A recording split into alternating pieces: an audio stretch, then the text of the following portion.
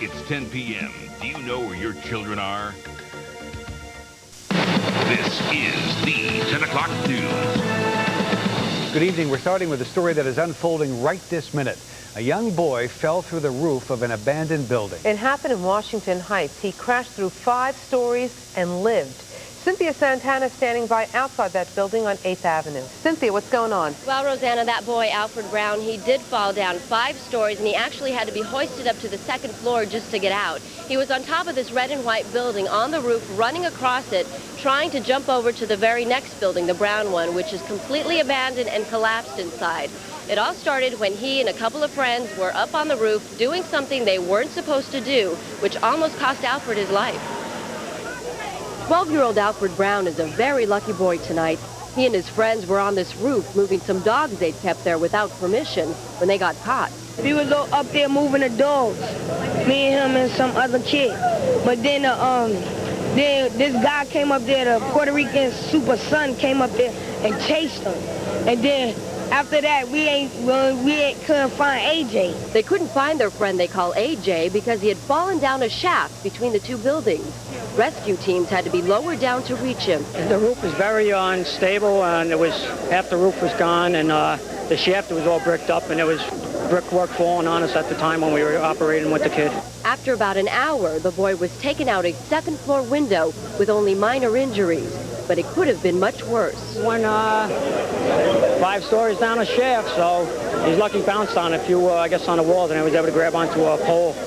That firefighter, Steve Torelli, is the actual firefighter who climbed down and rescued the boy. Alfred was taken to Columbia Presbyterian, where he's listed in stable condition. He was complaining of some back pain. But during the entire rescue, he was thanking all the firefighters and just telling them to get him out of there. Reporting from Washington Heights, Cynthia Santana, Fox 5 News. John? All right, Cynthia, New York's bravest. Do it again. Yes. You know, it could be a month or more before we know why a 12-year-old girl died a few hours after she'd been to the dentist. Her name's Monique Walder. She had a tooth pulled Monday by Dr. Andrew Bremen in Yonkers. She went home, took a nap, and never woke up. The autopsy didn't show anything wrong, so they're doing some more sophisticated tests. The result of those won't be back for a month or more. Police in murder mystery on their hands. A young woman slammed to the sidewalk and left to die. Harry Martin is standing by now where it all took place. Harry. That's right, Rosanna. Police say that it started out with an argument right here on a street corner. It happened early Sunday morning at about 4 o'clock. And witnesses who declined to go on camera say that the woman was forcibly dragged about halfway down this block and then slammed onto the sidewalk. And if you look at this mailbox, you can see that police have dusted it for fingerprints. They're hoping to pick up clues in this troubling and tragic case. Tonight, she would have been babysitting for her sister. Instead, friends and family came to pay their final respects to 20-year-old Michelle Colucci, a former Forest Hills High School cheerleader. Our lives have been shattered. Since this happened, it's been changed. Nothing will ever be the same for our family, nothing. It was very senseless. Here's a 20-year-old who has her whole life ahead of her, and it's just snatched away.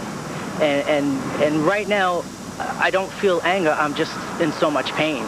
Flowers from well-wishers mark the spot where Michelle's lifeless body was found early Sunday morning here on 84th Street off Penelope Avenue in Queens. Police say that she was just coming home from a night on the town with friends when she somehow got into an argument with an unidentified man. Witnesses say that the man dragged her down the street, picked her up, and then dropped her body to the sidewalk, cracking the back of her skull. Police still don't know if she knew her attacker. From what we understand, there really wasn't a struggle, and from what we were told, there was an argument going on, and there were no bruises found on her, only to what had happened to her head. Neighbors say they can't believe that such a thing would happen in their quiet neighborhood, where small lawns are well kept and even the alleyways are spotless. It's unbelievable because the area is so safe. Nobody bothers you. You can walk anytime, day or night. But more than disbelief, her family says that they can't understand why someone would do such a thing to their beloved sister. I don't know, and I hope to God I don't know him. And I just want to know why he did this and why he left her there. There was no reason for it. Police say that they are looking for a white male in a gray or white T-shirt or sweatshirt. He was wearing black shorts and a black cap. So far, no suspects in custody. Harry Martin, Fox 5 News. Back to you, John. All right, thanks, Harry. The teenage girl accused of giving birth during her prom, leaving the baby to die when she went off dancing, was indicted for murder. Wendy Birch reports. The case of Melissa Drexler, the teenage mother who gave birth to a baby boy at her high school prom and is accused of then throwing it away in the trash, is now formally indicted for murder.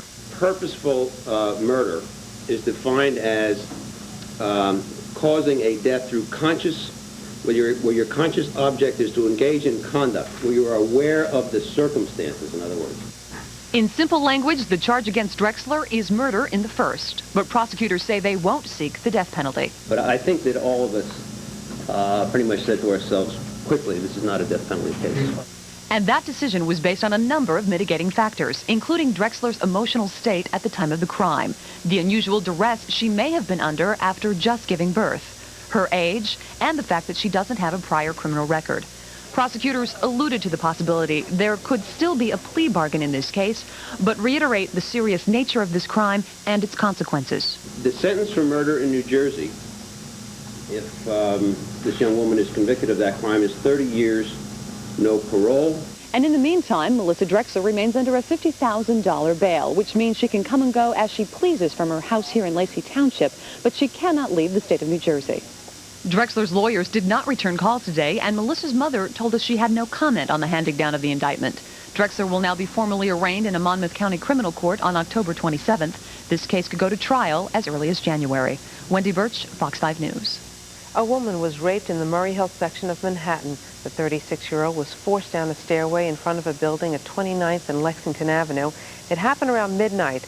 Police are investigating a possible connection with another assault on 33rd Street. A man was killed at a construction site in Queens Village. He was shot several times. Police say the man was a member of a militant group that traveled to construction areas demanding jobs. Well, for the first time, the Pentagon has ordered a 24-hour stand-down for all military training flights. 5 planes have been involved in accidents now in the past 4 days, including the mid-air collision last night, and this crash, a stealth fighter at an air show in Maryland. It will give us an opportunity to look at the training missions and also look at some of the aircraft and just to reemphasize the safety issues so that we can satisfy not only the men and women who are serving us, but their families and loved ones, that we are making our utmost effort to ensure the safety of the people who serve us. They're only grounding the training flights. All the operational flights will continue. Now back to that mid-air collision we told you about last night off the Jersey coast. Turns out 3 of the Navy's top guns needed all of their flying skills and survival skills. Their warplanes collided 14,000 feet over the Atlantic. Not only did they live, they were hardly hurt. Bob O'Brien reports on the crash and the amazing rescue. Air National Guard commanders had high praise for the flying skills of the pilot who brought this badly damaged F-16 jet fighter back for a safe landing after a mid-air collision off Atlantic City last night. The high-tech jet with a single pilot on board was overtaken from above by another F-16 carrying 2 pilots during a night maneuvers training flight. The missile rack on the underside of one F-16, like the one you see here, became embedded in the wing of the other, tearing a deep gash in the other plane's wing. The mid-air collision, about 30 miles out into the ocean from Atlantic City, sent the 2-pilot plane plunging into the sea as the other jet limped back to base. A Coast Guard helicopter from Floyd Bennett Field in Brooklyn rushed to the crash site, rescuing one of the 2 downed pilots. One of the chopper crewmen shot this dramatic video of the moonlit rescue as Coast Guard Petty Officer Brian Doolittle went into the water to save the F-16 pilot. Get lowered to the water, swam over to him, and he was just glad to see somebody. He was ready to get out of the water. He was in good spirits. I mean, I came up and asked him if he was all right, make sure there were no injuries, and he said he was fine. When you look at the F-16 that flew away from the 340-mile-an-hour mid-air collision, you can see why a board of military officers has been assigned to find out why it happened. Bob O'Brien, Fox 5 News. Okay, Nick's here with the First on Fox forecast, and I guess he'll remind us he's 3 for 3 this week. Can he deliver another beautiful day? What do you say, Nicky? Oh, no, why would I do something like that? Simply because it was such a beautiful week out there. And, hey, you know what? We are going to continue on this roll. Look at these little shower bands here coming across Pennsylvania and upstate New York. Again, they're continuing to slide off to the east, kind of falling apart, too, as they move this way. So I don't think we're going to see a lot of shower activity tonight. And once this front passes early tomorrow, things will be improving. So maybe just a chance of a shower. Otherwise, just clouds and about 64 by morning. Here we go again. Mostly sunny weather will move in tomorrow and a pleasant high of 79 degrees. We'll see how long this streak will last. I think you'll like the answer, and it'll be coming your way a little later in the 10 o'clock news. John Rosanna? All righty, thank you, sir. President Clinton says the big tobacco deal is dead. Not only that, he wants to really sock it to smokers, but would higher prices make teenagers quit? That's coming up. Plus, the startling new evidence from Paris. There may have been another car involved in the Princess Diana wreck. And a wild scene in Jerusalem. Some will tell you an American millionaire is to blame. We'll see him up next. Craig. Well, will there or will there not be a runoff between Ruth Messenger and Al Sharpton next Tuesday? The count continues in Brooklyn, while here in Queens tonight, Reverend Al Sharpton was still campaigning. I'm Craig Treadway with a look at the final numbers coming up on the 10 o'clock news. Can you believe we still don't know if there has to be a runoff in the Democratic primary for mayor? They're still counting. But from the way things are looking, Miss Messenger just might have the votes to keep from having to take on Reverend Sharpton again. Craig Treadway is in Queens Village right now. That's where some of his supporters are promising a fight. Craig. Well, John, let me first give you the numbers as of 10 o'clock. Messenger has 165,261 votes to Sharpton's 131,659 votes. More importantly, she leads percentage-wise by 40.174%. And of course, what that means is that she holds on, or rather holds off, a runoff. Now, Sharpton was here tonight promising to keep the fight going, but when the numbers are certified tomorrow, it could be a different story. The song seemed to echo Reverend Al Sharpton's strategy, leading to a runoff deadline of Tuesday, a runoff that may or may not happen. Reverend Sharpton is saving his official response for tomorrow night, when results of the count are certified. But he gave plenty of indication that the fight is far from over. The vote was counted, and they paid on the vote, and they better get ready next Tuesday for a runoff. By mid-evening, the count continued with Ruth Messenger hanging on to the 40% she needs to avoid a runoff. It normally would be a comfortable margin, over 30,000 votes ahead. But in this game of inches, or more accurately, percentage points, Messenger is not resting comfortably, and she, too, is critical of the Board of Elections' antiquated methods. The Board of Elections is currently acting really irresponsibly, not to have finished their work last night, which the mayor ought to have directed them to do, to be leaking partial information. That's just confusing to all of the voters. The BOE has taken it on the chin, especially for waiting 7 days to count absentee and affidavit ballots, but the executive director of the BOE says it's the law. Yesterday, which was the 7th day, 27 ballots came in. That's 27 people that we counted. So why do you want to disenfranchise a citizen who's entitled to vote just because they're on vacation? Now, once again, Ruth Messenger holding on to 40.174% of the vote. Of course, that is not certified. It'll be certified tomorrow. The final numbers will be certified tomorrow. Reverend Al Sharpton promising a response tomorrow night at Pilgrim Renaissance Church in Brooklyn. Reporting from Queens Village, Queens, Craig Treadway, Fox 5 News. Rosanna, back to you. Thank you, Craig. Another twist in the Senate campaign finance hearings. Former National Security aide Sheila Heslin said she was pressured to help the DNC collect big money, pressured by the CIA, the Energy Department, even the chairman of the Democratic Party. All wanted her to allow oil man Roger Tamraz to meet with the president to discuss a pipeline project. Ms. Heslin talked about a call from a senior Energy Department official. I said, well, what do you mean? And he said, well, he's already given $200,000, and if he got a meeting with the president, he would give the DNC another $400,000. Ms. Heslin said she warned the administration 2 years ago the Tamraz deal was shady. Mr. Tamraz met with the president briefly, despite her warnings. Well, Palestinians and Israeli police battle each other in East Jerusalem, all over 4 Jewish families. They've settled in the middle of the Arab neighborhood. And a millionaire from Miami is footing the bill, Irving Moskowitz. He paid a visit there, surrounded by security guards. He said Jews have the right to live anywhere in Jerusalem. Palestinian President Arafat has warned of a very negative reaction unless Israel resolves the problem. Prime Minister Netanyahu doesn't support the settlers, but he's waiting for a Supreme Court ruling before he decides whether or not to move any of them out of there by force. The president of Iraq made a rare public appearance. Saddam swam across the Tigris River to open a swimming competition, surrounded by 8 bodyguards. We're only guessing, but we figure Iraq sent us this tape to show us their dictator is fit and can swim. If it's him, we know he has a double who stands in for him occasionally. We can't swear he didn't swim for him. Police in Paris believe a second car, maybe even a third, could have been involved in the terrible crash that killed Princess Di. Investigators found pieces of a taillight at the scene of the crash. They came from a Fiat. Some witnesses reported seeing another car driving ahead of Diana's limo. We may get some answers Friday. That's when police will try to speak to Trevor Reese-Jones. He's the only survivor of the crash. He's recovering slowly. The Royals hit bookstores here and across the country. Kitty Kelly's controversial tell-all book. It describes an unhappy royal family and sordid tales about adultery and even questions Queen Elizabeth's conception. At least half a dozen British journalists and writers Kelly says were sources for her now say they didn't tell her anything. The Royals is not being sold in Great Britain. In fact, they call it kitty litter there. In Albania, it would be an understatement, Rosanna, to say that increasing the sales tax is a touchy subject.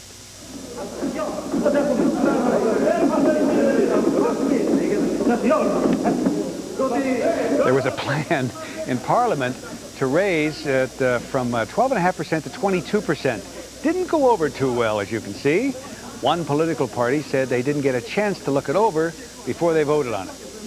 By the way, the new tax passed, and if it affected the politicians this way, goodness knows how the people are going to react. All right, coming up, some new hope for women struggling with infertility, a drug that takes a very different approach. Plus, can a rubber duck make a child sick? The warning about vinyl toys. Should you take it seriously or not? And this is not your usual wedding. No rice. They threw Metro cards. Oh, boy. It's a penny story. Oh, my. Straight ahead on the 10 o'clock news. Oh, boy. 6 Long Island landscapers are charged with illegally using dangerous pesticides without permits required by the state. Police caught them on this undercover tape. The Nassau County District Attorney's Office conducted the sting. They hired landscapers and busted them for spraying without a license. One man even used a potentially deadly pesticide and kept it in an unmarked container. Well, profit takers moved into Wall Street. The Dow was up and down all day, finally closed down about 9.5 points. A few more winning stocks than losers on the big board. Price of a share was down 4 cents. Price of a share was up 7 cents on the Amex. The NASDAQ composite was down a little over 2 points. If you see this kid heading through your neighborhood, you could ask him to cut your grass. Just don't be surprised when he says no. 12-year-old Utah native Randy Tripp is trekking cross-country on a lawnmower, hoping to raise money for a baby back home who needs a liver transplant. So far, Randy's traveled 2,300 miles. His odyssey will end at the White House 9 days from now. By the way, his grandparents are riding in front of him. His father is following him in a car behind. Well, a lot of people find love on the streets of New York, but how about a bus? It happened for one happy couple, and today they tied the knot on wheels. Penny Crone has that story. No big deal, right? Just another bus bussing down Broadway. Surprise! It is a big deal. It's probably a first. You see, it's now Bus and Marriage. I like the way the buses move, the way they move. Well, congratulations, Douglas White. You made history. Douglas got married today inside of the bus he was driving when he met Angelina Garcia. And what is it about him you love? Oh, he's so friendly. So friendly? Yeah, he's a nice person. It all began 3 weeks ago as Angelina was getting off the bus. What made it so romantic between the two of you? Just the way that her eyes looked when I was watching her in the mirror. I said I had to meet this. I have to meet this girl. And what is it about him you love? Even though she speaks little English and he speaks no Spanish, it was love at first sight. We speak the same language if you're talking verbally or body language. Family members and fellow bus drivers attended the ceremony on the bus in Upper Manhattan. Because Douglas is Jewish, he broke a glass. Then it was done. Incidentally, because they got married on a bus and they met on a bus, what did they use instead of rice? Metro cards. Congratulations. Where's the honeymoon? The Poconos, and not by bus. I'm Penny Crone, Fox 5 News. I love that. And you say you know the key to their going to have a lifelong marriage. That's right, because they don't speak the same language. Only the language of love. All right. Coming up, a lot of women call Noah Wiley a sex symbol. Is it the looks? I think fame is a hell of an aphrodisiac. Noah may be bashful, but there aren't too many actors who are hotter. Robin caught up with us. Plus, the woman kicker who says she was promised a spot on her college team, but did somebody lie to her? And up next, the president's plan to stop kids from smoking. Will it work? Well, hear what the kids say. Nick? John, we got a front that's moving down across from the Great Lakes. Look at the showers with it and some clouds as well, but More importantly, look at what's behind it. That's the nice weather that'll be coming our way, and it'll be in your forecast, which comes your way when the 10 o'clock news continues.